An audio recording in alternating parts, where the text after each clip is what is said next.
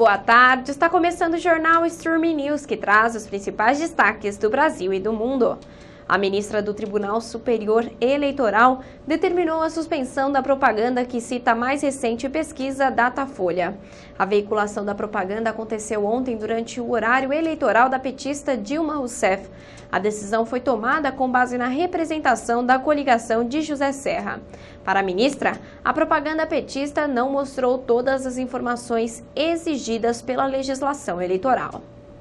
O presidente Luiz Inácio Lula da Silva assina hoje o decreto que institui a Política Nacional de Segurança Alimentar e Nutricional. As informações são da Agência Brasil. A cerimônia vai acontecer durante a reunião plenária do Conselho Nacional de Segurança Alimentar e Nutricional no Palácio Itamaraty. O documento define a formação de gestão, financiamento e avaliação ao controle social e busca assegurar o direito à alimentação adequada e saudável em todo o país. O INSS começa a pagar nesta quarta-feira a primeira parcela do 13º salário para mais de 23 milhões de beneficiários. No primeiro dia, recebem os que ganham até um salário mínimo e têm cartão com final 1. O cronograma de pagamento prossegue até o dia 8 de setembro e a primeira parcela do abono corresponde a 50% do valor bruto do 13º. O imposto de renda sobre o abono será descontado na segunda parcela, paga somente em dezembro. O índice de preços ao consumidor de São Paulo, medida pela FIPE, teve alta de 0,21% na terceira semana de agosto. Os custos do grupo alimentação tiveram queda de 0,39% na leitura. Os preços de habitação tiveram ligeira desaceleração, subindo para 0,31%. Já o grupo despesas pessoais diminuiu a alta para 0,35% contra 0,57% na segunda quadricemana, assim como o grupo de transportes.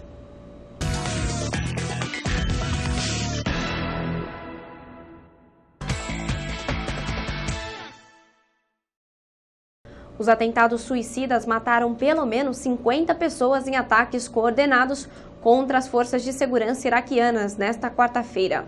O incidente acontece a menos de uma semana dos Estados Unidos encerrarem formalmente as operações de combate no país. Os ataques também feriram mais de 200 pessoas, demonstrando a fragilidade da segurança no Iraque e a tensão na situação política do país, após mais de 5 meses da eleição, que não resultou em um vencedor. E a queda do avião de passageiros fabricado pela companhia brasileira Embraer no nordeste da China ontem deixou 42 mortos e 54 feridos, de acordo com o último balanço das autoridades chinesas. Após exames de identificação das vítimas, as autoridades reduziram o saldo anterior de 43 mortos. Os serviços de resgates encontraram a caixa preta do avião, que deve ajudar a entender os motivos do acidente.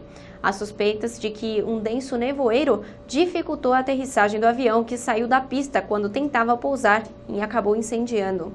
O site de uma revista econômica chinesa afirmou que o aeroporto de Yushu não estava preparado para operar à noite.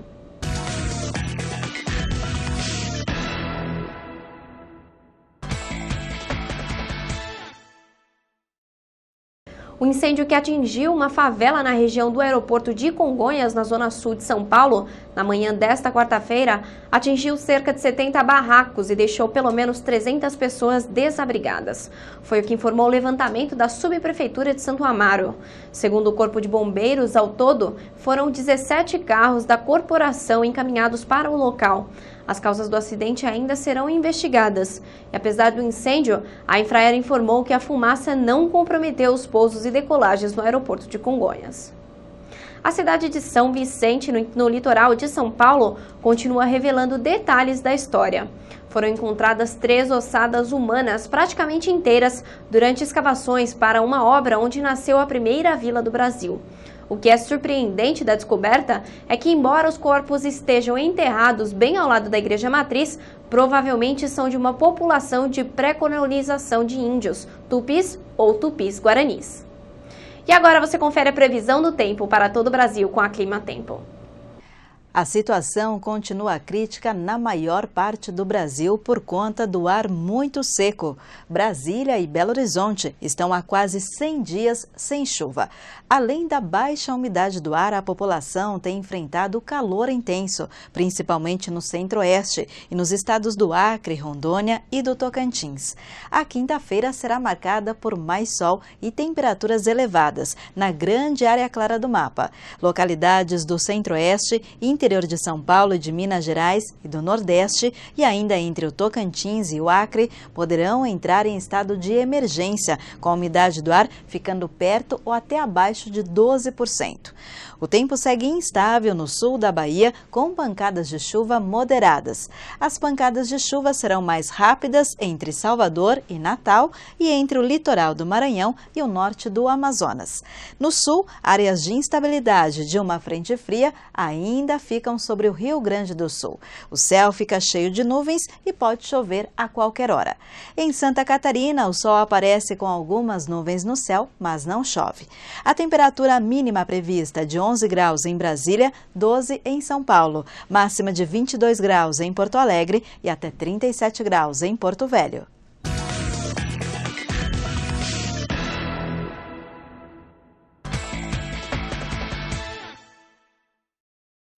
A seleção brasileira feminina de vôlei foi surpreendida pelo Japão nesta quarta-feira na final do Grand Prix. O Brasil foi derrotado por 3-2 com parciais de 13-25, 25-23, 18-25, 25-22 e 15-13. E complicou o caminho para o nono título. A jogadora Jaqueline terminou como a maior pontuadora do confronto, com 27 acertos, sendo 25 de ataque e 2 de bloqueio. O técnico da seleção, Zé Roberto, elogiou a atuação da atacante, mas cobrou maior equilíbrio entre as jogadoras.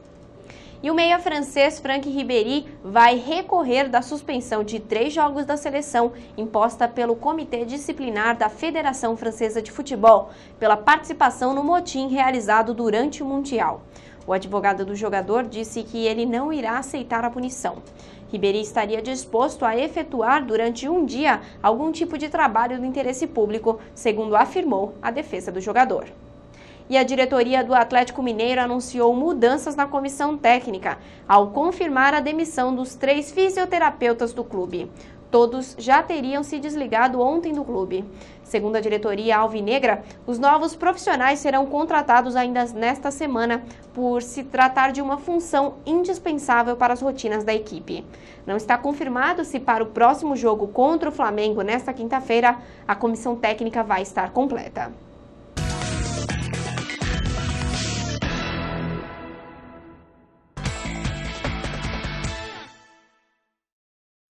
Hoje, às 7 horas da noite, Fernando Visoques, Thiago Parisi e convidados apresentam um panorama histórico da Sound Art, vertente artística que procura intersecções entre as artes visuais e a música. A proposta do projeto é despertar o interesse de novos públicos para os aspectos conceituais e técnicos de diversas obras e artistas do gênero. O evento acontece no Centro Cultural da Juventude Ruth Cardoso, em São Paulo, e a entrada é franca. E hoje, às 9 horas da noite, acontece no Sesc Santana, em São Paulo, o violão sinfônico com Mário Wola e com a Orquestra Metropolitana. O projeto apresenta violinistas solistas acompanhados pela orquestra executando concertos. Mário mescla as atividades acadêmicas na Universidade Federal da Bahia com apresentações artísticas. Os ingressos custam R$ 8. O Jornal Streaming News fica por aqui. Até a próxima edição.